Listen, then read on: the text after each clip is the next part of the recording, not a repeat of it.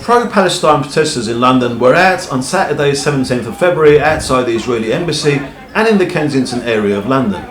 What is it that they want? Do they support the Palestinians, or is it Hamas that they really support?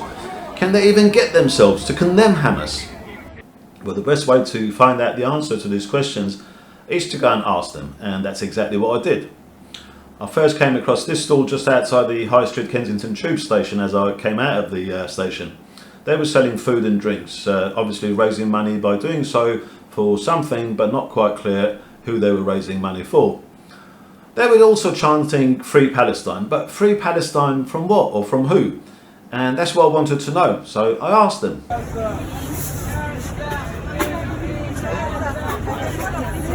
Are you saying Free Palestine from Hamas? Free Palestine from Hamas? From Israel, but not from Hamas? No. Why are you coming and being hostile? I'm just asking. You're coming there and being hostile. Be kind. These people. I've just asked a question. No. But what you're actually doing is you're harassing people. How am I harassing by asking a question? No, because what you're doing is You're not. You're coming and you're insulting them. How was I harassing them? How was I hostile? That austere looking woman even accused me of insulting them. When did I insult them? What insult? How was my question an insult? Just a simple question with a yes or a no answer. Why do they always cry wolf victimhood?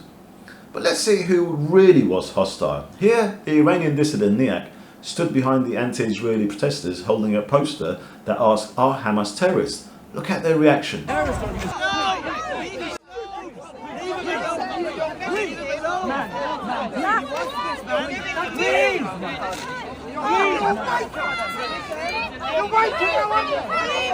Palestine!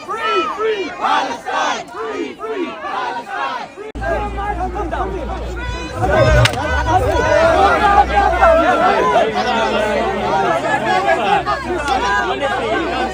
I also came across this woman. I have to say, she looked very nice and kind, and I'm sure she was very well intentioned. But watch what happens when the crunch question comes up. My question is, obviously you've come here to support Palestine, but one question that I have and I've been asking people is, why is it that Hamas have not held an election for 17 years? Because they've been withheld from doing so by the Israeli terrorist No, state. that's not true. They haven't held an election in the West Bank either. In fact, no Palestinian under 35 years old. Different than Hamas. Okay, no Palestinian under 35 years old has had the chance to vote. Do you think that's wrong? Well, It's a simple question. I mean, it's a lot more complicated than that, actually. did you know that? Or I did know that. I'm never- I'm very well versed, actually. has it never been a question that you've asked yourself to? Because you can't then say Hamas represents the people of Gaza, can you?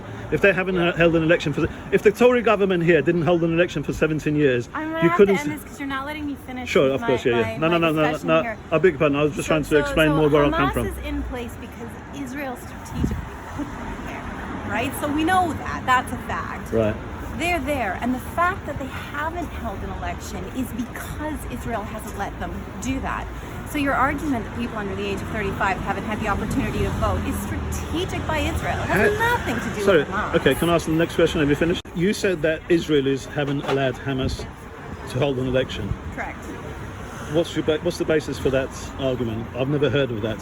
When did Israel ever stop them from holding an election?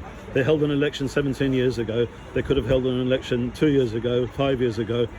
But they haven't held an election for 17 years. Why is that? Maybe the people are happy with it. You really seriously think that? I mean, if the Tory government here didn't hold an election for 17 years, you'd say maybe they're happy with this? Or would you say, no, that's wrong? What my problem is, I understand some of the issues that you're saying, right? But what I say is that you never want to condemn Hamas in any way. I don't. I support Hamas. You support Hamas? Absolutely. Okay.